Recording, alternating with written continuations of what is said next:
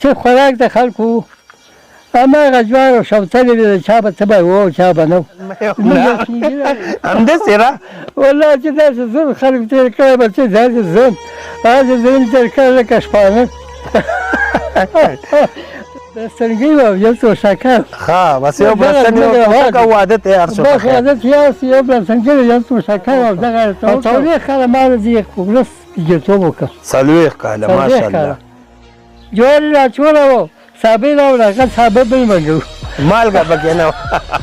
مالګه پکې نه وه ما ورته ویل چې دا خو خوند نه کوي دا خو بل منګه دي هغه چې زه جوار مې کسبو کې ما نه ده اچولی وه په جوار کې ما اچولې دومره غریبي وه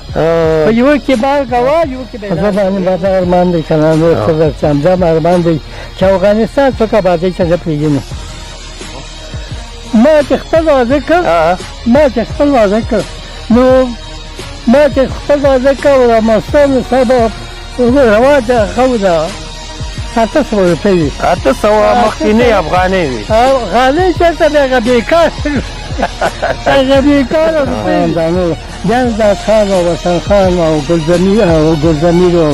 دلته کله دا زموږ د اسانخېلو په هغه کې ده